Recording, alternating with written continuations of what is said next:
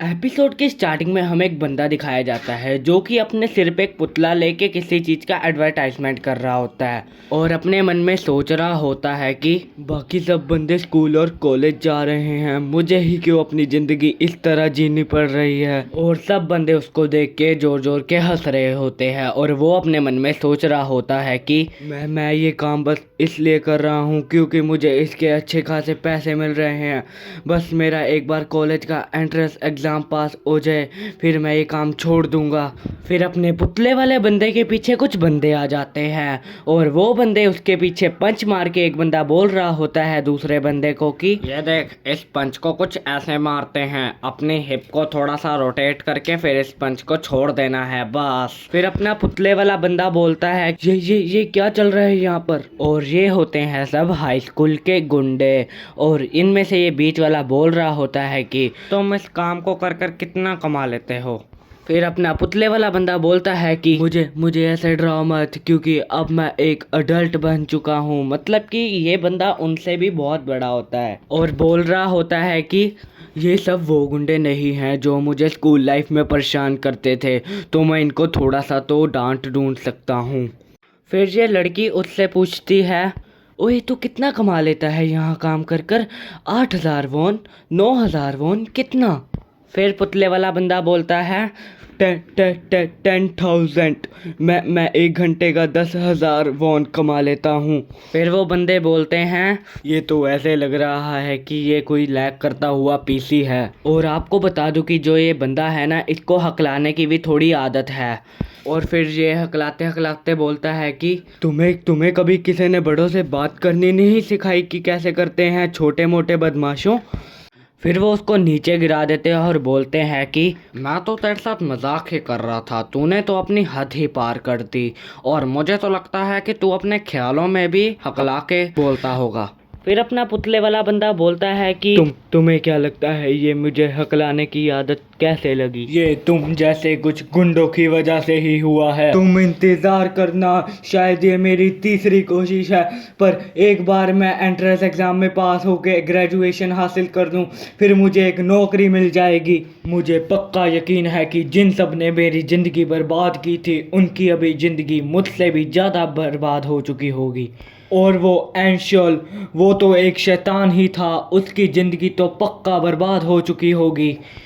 फिर हमें एक बढ़िया से सूट वाला बंदा दिखाया जाता है जो कि बोल रहा होता है, हेलो मेरा नाम है एंशल जैंग और मैं इस स्टोर का ओनर हूँ। जीनू किम ने तो सोचा होता है कि इसकी ज़िंदगी एकदम बेकार चल रही होगी, पर ये तो इस स्टोर का ओनर होता है और उसकी ज़िंदगी भी बहुत अच्छी चल रही होती है। और मैं आपको बता दूं, जो वो पुतले वाला बंदा है उसका नाम है जीनू किम और एंशॉक ने अभी जीनू किम को नहीं पहचाना होता, पर जीनू किम अच्छी तरह से पहचान गया होता है। और फिर एंशॉक जीनू किम को बोलता है, तुम आज के लिए यहाँ के पार्ट टाइम वर्कर हो, ठीक है? फिर जीनू किम बोलता है, एंशॉक यहाँ क्या कर रहा है?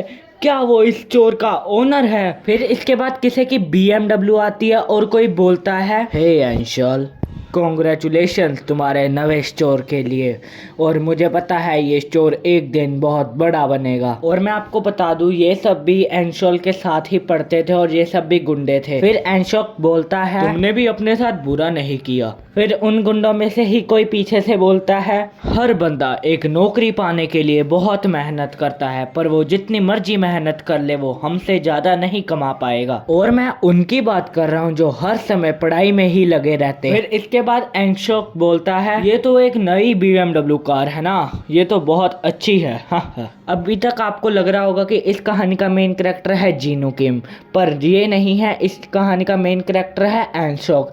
ये बात आपको आगे जाके पता चल जाएगी।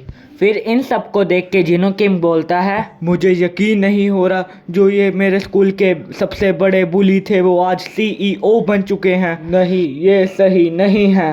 मुझे तो लगता था ये सब बंदे छोटे मोटे पिज़्ज़ा डिलीवरी का काम करते होंगे, पर ये तो अब CEO हैं और इनके पास एक इम्पोर्टेड कार है और ये सब सही नहीं है।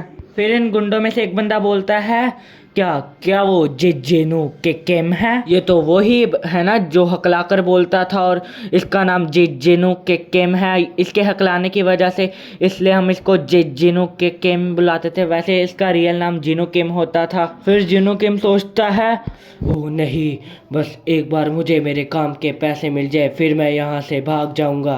पर साथ में ही वहाँ एंशोल आ जाता है और उसकी कैप उतार के बोलता है, क्या ये तुम हो? हम दोनों तो सेम क्लास में थे ना, सेकंड ईयर में हाई स्कूल के।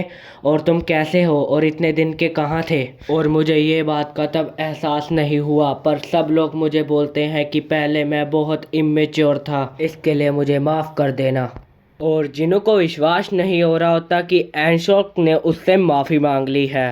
फिर एंशोल उसे कुछ पैसे देते हुए कहता है, मुझे पता है मैंने तुम्हें पहले ही पैसे दे दिए हैं, पर ये 50,000 वोन तुम ले लो और इससे एक टैक्सी बुक करा के तुम घर चले जाना। पर जिनो अपने आप को जैसे तैसे रोक के कहता है कि माफ़ी, मैं चाहता हूँ कि तुम मुझसे अच्छे तरीके से माफ़ी मांगो। जिनो एंशोल को कहता है कि जो मेरी ये ज़िंदगी है वो तुम सबकी वजह से ही ऐसी ख़राब हो चुकी है, और तुम्हें क्या लगता है मैं ये बेकार सी जॉब पे काम क्यों कर रहा हूँ, और ये मुझे हकलाने की आदत कैसे पड़ लगी? फिर एंशोक कहता है, अरे छोड़ो ना जिनो, हम तब सब छोटे थे और तुम्हें इसे दिल पे नहीं लेना चाहिए था, और ये तुम 50,000 वोन रख लो। मुझे सही से तो नहीं याद मैंने तुम्हारे साथ क्या किया है, पर अब मैं तुमसे माफ़ी मांग रहा हूँ। फिर जिनो अपने मन में कहता है कि तुम्हें क्या पता तुमने मेरे साथ क्या किया है, मेरे लिए हर दिन एक नरक जैसा होता था। फिर जिनुकिम वहां से भागने लगता है और कहता है, मुझे नहीं चाहिए तुम्हारे ये पैसे। फिर एंशोल उसको बोलता है, हे जिनु के किम, तुम्हें वहां नहीं जाना चाहिए, हम 3 फ्लोर ऊपर हैं। और फिर जिनुकिम वहां से गिर रहा होता है, और ऐसा बिल्कुल मत समझना कि उसको कोई बचा लेगा या कुछ हो जाएगा, वो सच में गिर ही जाता है। और जिनुकिम गिरते गिरते बोलता है, अभी मैं गिर रहा हूँ और ये हरामजादा मेरा नाम अभी भी हकला के ले रहा है, और क्या मैं मरने वाला हूँ?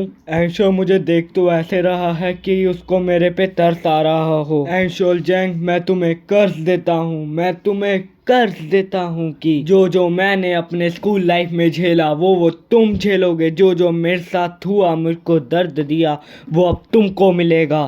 फिर कहानी में बहुत बड़ा ट्विस्ट आता है। जिनो किम अपनी पास्ट लाइफ में आ चुका होता है, आप देख सकते हैं वो स्कूल में होता है, मतलब कि अपने स्कूल में पास्ट में, और वो सोच रहा होता है कि क्या ये मैं कहाँ हूँ, क्या ये मेरा क्लासरूम है, और ये सब बच्चे मुझे देख क्यों रहे हैं, मैं इनके सामने क्यों यहाँ ऐसे बैठा हूँ? और उसके सामने वही सब गुंडे होते हैं जो एंशोल के साथ थे, और जिनो किम सोच रहा होता है कि क्या मैं सपना देख रहा हूँ, ये सब तो कितने यंग लग रहे हैं। फिर जिनोकिम उनमें से एक बंदे के चांटा मार के बोलता है, अबे कितने दिन बाद मिले कुत्तों, पर मुझे बुरा लग रहा है कि ये सिर्फ एक सपना ही है। फिर उसने जिस मोटे को मारा होता है वो मोटा उसके ऊपर मुक्के ही मुक्के बजाने लग जाता है। जिनोकिम को दर्द भी हो रहा होता है, और उसको पता चल जाता है कि ये कोई एक सपना नहीं है। उसको पता चल जाता है कि वो अपने पास्ट में आ चुका है, अपने सेकेंड ईयर में।